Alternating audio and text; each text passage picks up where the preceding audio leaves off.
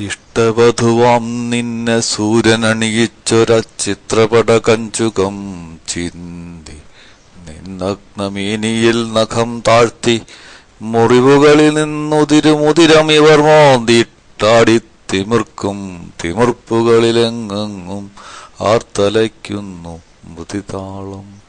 യാഥാർത്ഥ്യം പൊള്ളുന്നതാണ്. അതുകൊണ്ട് ഇവിടെ ഈ കവിവചനമാണ് ഏറ്റവും പ്രസക്തമെന്ന് തോന്നുന്നു.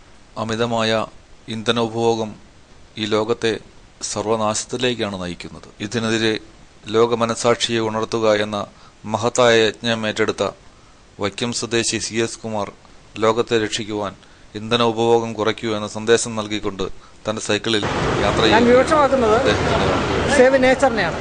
കാരണം ഓയിൽ കത്തിക്കുമ്പോൾ അന്തരീക്ഷത്തിലേക്ക് വിടുന്ന കാർബൺ ഡൈ ഓക്സൈഡ് ആഗോളതാപനം എന്ന ഒരു പ്രതിഭാസത്തിന് കാരണമാകുമെന്ന് നമുക്കെല്ലാം അറിയാം.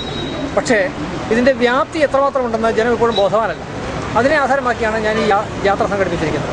അതായത് ഇപ്പോഴത്തെ കണക്കിന് ആഗോളതാപനം നടക്കുകയാണെങ്കിൽ 40 വർഷം കൊണ്ട് ധ്രുവപ്രദേശത്തിലെ മഞ്ഞിൻ്റെ ഏതാണ്ട് മുഴുവൻ ശതമാനം ഉരുകി സമുദ്രത്തിൽ ഒരു 50 മീറ്ററെങ്കിലും വെള്ളം മേപ്പോട്ട് പോകും.